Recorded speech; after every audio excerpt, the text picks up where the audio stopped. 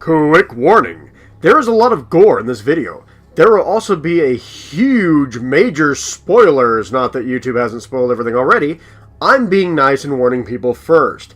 If any of this stuff bugs you, then come back later. Sorry, I know this marathon has plenty of violence, but hey, that's the name of demon hunting. Let's get started. So after a ton of rumors and hints that the Devil May Cry series depended on sales numbers, it turns out Capcom wasn't totally unhappy with the sales figures for DMC, the reboot, and didn't stake the future of the series on Devil May Cry 4 Special Edition. In the end, Isuna, while talking about the possibility of continuing the reboot story, ultimately ended up developing a sequel to the original Devil May Cry universe. This brings two questions. Is this game a good sequel? It takes place last in the timeline compared to all the other games, after all. Secondly, is this game friendly to newcomers of the series? That was one of the better parts of the reboot game. It was newcomer friendly. So how does this game fare? I plan on looking into the game and finding out. This baby just came out, so it's exciting for me to be reviewing a game that literally just came out the same year. So without further time sinking, let's take on Urizen, the new Demon King.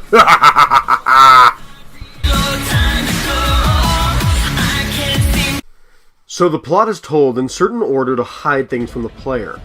I love this form of plot telling, but I'm going in chronological order to help straighten things out a little bit. V, a new player in the demon underworld, hires Dante to kill this demon, Urizen. Dante agrees to avoid a birthday party of Patty, who just turned 18, and yes, Patty is the same girl from the anime. Good thing I reviewed that briefly, huh?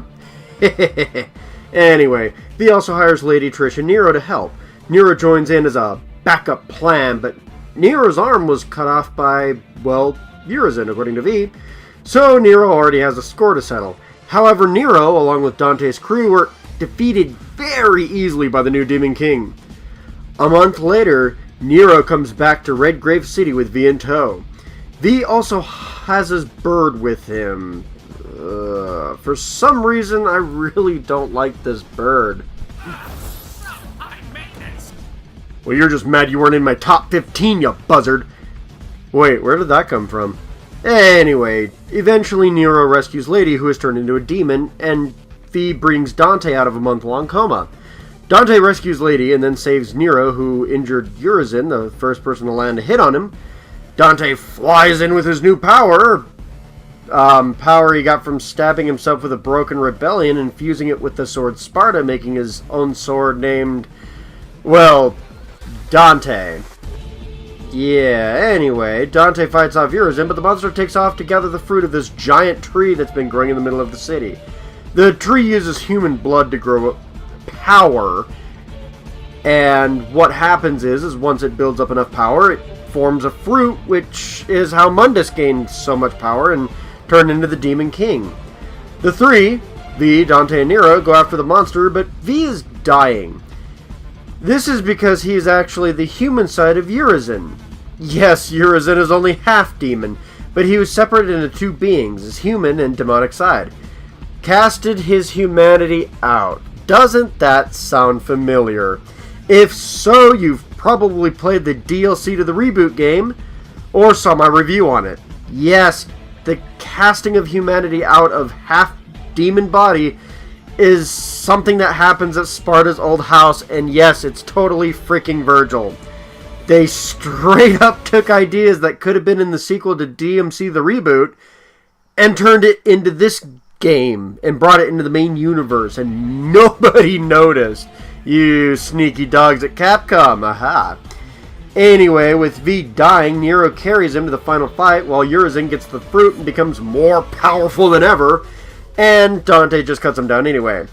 V goes in to deliver the finishing blow, and ha! JK, he fuses with the demonic half, understanding the creature's need for power, and Virgil returns.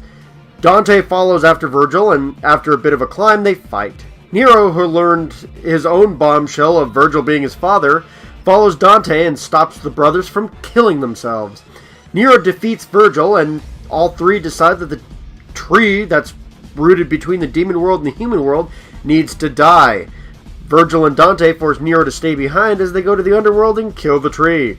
The story ends with Lady Trish and Morrison, another anime character, take over the original Devil May Cry while Nero talks about his arm magically growing back and looking human too. So is the plot any good? I'd like to think so. There are many twists and turns, and while they aren't the most unpredictable plot points, they should keep most people invested enough to finish the game. Assuming the characters aren't terrible and the game plays well. And hey, look, the characters aren't actually terrible. Honestly, most of the characters have moments that define them here and allow them to grow. Dante is fighting his brother one more time and trying to also be a father figure to Nero. He doesn't want Nero sharing in this bloodshed, nor does he want Nero to get hurt. Dante also grows in power, relating to the first time his devil trigger was unlocked and stabbing rebellion in himself to see if he can unlock more power.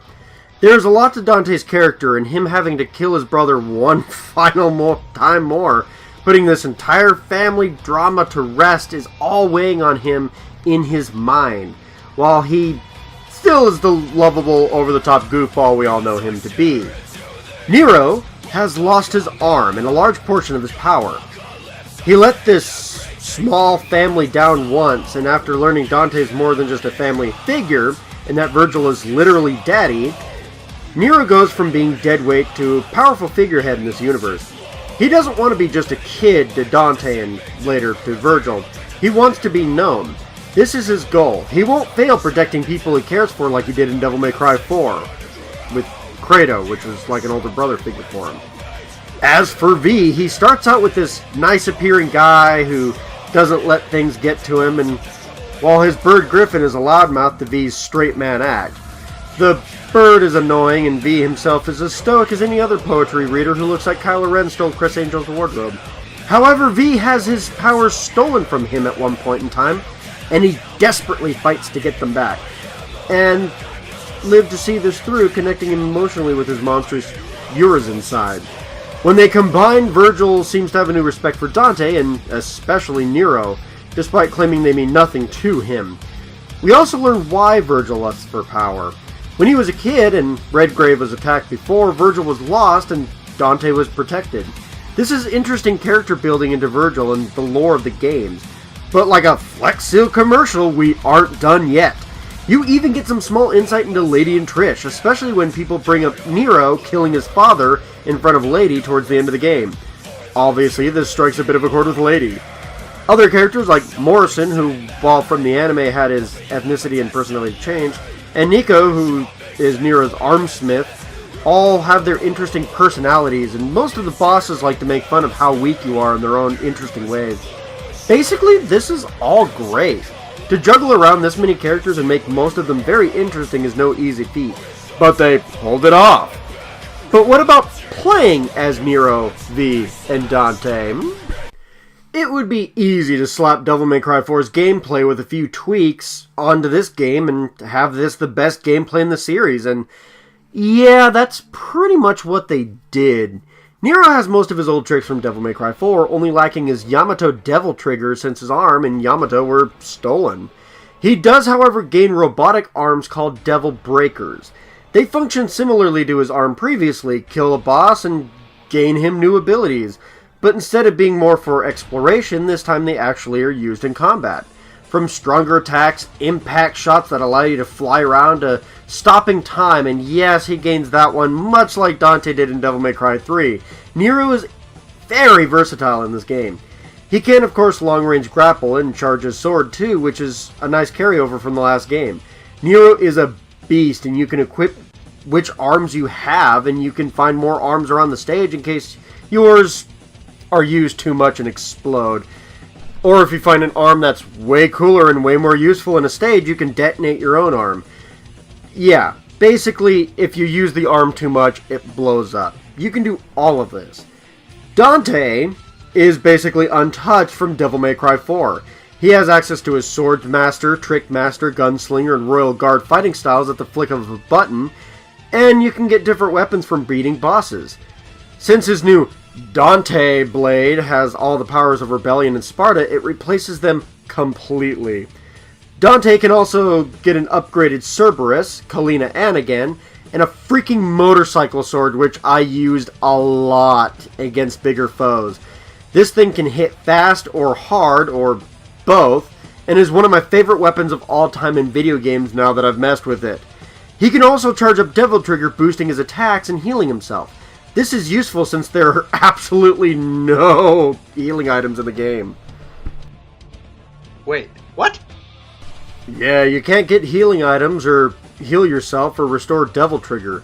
You can find green and white orbs around the stage, but you can't store them for later use. Finding green orbs around the stage and Devil Triggers are your only really hope for healing this time around. I'll discuss why this isn't too big of a deal later, but for now let's talk about V. V is a conjurer able to use his tattoos to summon creatures. When using some of his ink and it's removed, it summons powers from the first Devil May Cry game. He uses Griffin for long-range attacks, and yes, the bird can do smaller versions of what Griffin could do in the first game. That's why I kind of reacted sourly when I first saw him, because I really didn't like that boss fight, if you recall correctly. Shadow is basic attacks, but he can do everything the mini-boss could do in the first game as well.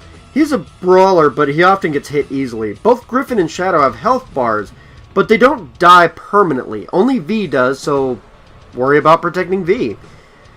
If they do die, you can revive them quicker by being near their orbs or activating your Devil Trigger, which summons...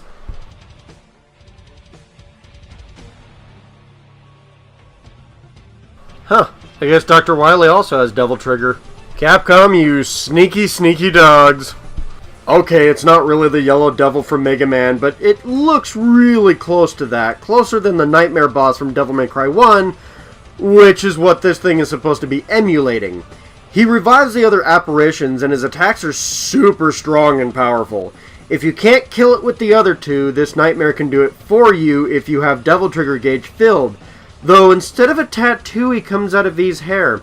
Yeah, V actually has white hair, and it's only black due to Nightmare, which you find out if you don't save Nightmare first in Mission 14. Either way, while you fight at a distance, you have the most powerful attacks from some of the, well, maybe not the best bosses, but some of the powers from some of the bosses from the first Devil May Cry game. And honestly, that's awesome, and it plays really smooth here.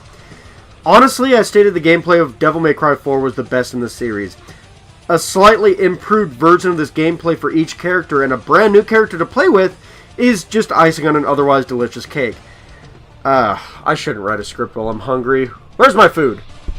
But yeah, so far it seems like I've had nothing but praise for the game. Surely it has a weak point, right? Well, yeah, I don't think the levels are incredibly fantastic or anything like that. Normally, most DMC games have a more of an open world feel to them. You have to go back to certain points to solve puzzles or, use an item. It gives you the feel of an open world or a Metrovania, but realistically it's actually really linear. Well, this time each level is actually its own thing. None of the levels connect back to old areas at all. This isn't the bad thing. Actually, this leaves levels to be really creatively designed, and they're all connected in a way. You see, there's this feature where you can see how other players are doing in other missions. Yeah, there's an online connectivity to this game. You can limit this or give thumbs up to other players who you thought looked cool killing baddies from other missions, or in a few rare cases, the same mission but with different character. These little touches are pretty cool, and the level structure's fine. The worst part about this, however, is the aesthetics look kind of bland. Yeah, I know I'm complaining about background, but you enter the demonic tree a ton of times and it always looks roughly the same. The levels are also mostly just waves of bad guys. There are a few levels where exploration allows you to beat the mission, but for the most part, normally you're just killing everything in your way. And the set pieces are kind of forgettable, and they're not really worth playing with a whole lot. This isn't the case all the time, though. There's also an idea that these levels are shockingly easy compared to other Devil May Cry games until towards the end of the game. This is probably why gold orbs are easy to actually get. That's why you also don't get healing items. This game is actually pretty beginner-friendly when it comes to level design, because even in normal modes, this game is a lot easier. not counting my many rounds of Urizen. Yeah, that guy's cheap as hell. But, you know, for the most part, it's definitely a lot easier. It also doesn't have randomly gross aesthetics, and it doesn't reuse the same level maps as Devil May Cry 4, so that's really good news. All in all, it works. Yeah, there's a lot of round of enemies, but the stages are mostly fun. The boss fights range from fun to really fun, nothing topping the list I made earlier in the month, but still pretty good. Virgil is always a fun fight, even if he steals the shadow move from the rebooted Virgil. Artemis, which is lady fused with a gun from Devil May Cry 3, is fun. Nello Angelo is back, and it was always a good time fighting him. Even though he's a mini-boss, so you fight him all the freaking time. The full Nello Angelo electric boss fight is here, with electric powers, and sometimes you fight him on a horse from Devil May Cry 3, the Garyon. And you fight him alone as well and end up saving Trish from him. These fights are super fun. I didn't care for all of them, but like I said, we got some decent winners here. Heck, these summons are boss fights and they're nostalgic as hell. Most of the fights are nostalgic as hell. Honestly, the boss fights are better than the levels, and the levels aren't terrible. It works overall. There is something that makes the levels better, however. Look, blue orbs are not something new. For some reason, however, they are certainly fun to find here and work well with the removed puzzle solving from previous games. Secret missions are back as well and are decently set up. Things are fun to find and unlock, and of course, you can buy blue orbs and purple orbs, but finding them are totally rewarding, not just because you get, you know, better health and Devil Trigger, but because it's fun to actually go and find them and give you a reason to explore all these levels. There are also tons of references and Easter eggs to find for Devil May Cry fans. Beating the game on normal difficulty, Devil Hunter, you not only unlock Devil Trigger for Nero, which is totally awesome, and another difficulty, you also get Sin Devil Trigger for Dante, a more powerful version of Devil Trigger that doesn't heal him, but it wrecks everything in your wake. Although you don't have to beat the game to get that, you get it halfway through. Look, it's still awesome, alright? Beating the game has its rewards. You keep getting more and more difficulties and costumes the harder the difficulty progresses. It's, you know, the typical fanfare stuff. You also get concept art for beating the game, and killing foes gets you models and profiles that you can view at your leisure, as well as more lore details from Devil May Cry, catching you up on some of the basics of like who Lady and Trish are, as well as some of the other side characters. Seriously though, the exploration of each level to find more red orbs and bugs with tons of red orbs on them, blue orbs, secret missions, this all makes the levels more entertaining. These hidden red orb bugs like to flee, and killing them quickly is definitely needed to get the most red orbs. But I found this place with 3 of them at once. I made it a quick goal to kill all 3 before they disappeared, and I was rewarded with a blue orb fragment for killing all 3 of them. I love things like this. It makes treasure hunting worth a damn. Wrapping this up, it's time to answer the 2 questions I proposed at the beginning of the review. Is the game a good game for beginners? In my opinion, yes. This game is awesome, and you're probably able to find something that you like. The characters, the lore, the story, gameplay, the secrets. It makes exploration fun. This game is great in most of my categories, only lacking in some of the level design, and even then it isn't bad. It's just a little bit forgettable here and there. That being said, does it do well as a sequel? It still does great, but I think this is one of the bigger flaws overall. The game is most enjoyable if you've been playing Devil May Cry from the first game onward.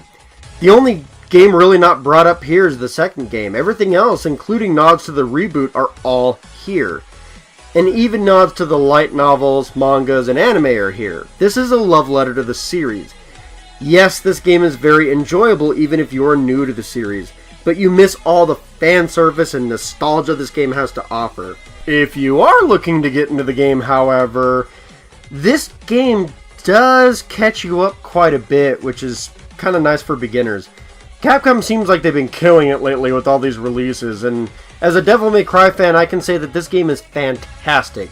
It only answers to Devil May Cry 3 when comparing all of them, and even then, this game might actually beat that. Look, I highly recommend picking this game up if you have a modern console that isn't a Nintendo Switch. And even if you haven't gotten into the DMC series yet, I think this game might actually be able to convince you. And if you like it, it might actually convince you to try the other games in the series, which are all available on every non-Switch modern console. Hey, here's to hoping. But that's my review. If you enjoy this, please feel free to like, subscribe, comment, hit the bell icon for live updates, the normal stuff. In the next gaming review, I should be back to finish the No More Heroes series with another 2019 game, Travis Strikes Back. Until then, take care, my minions.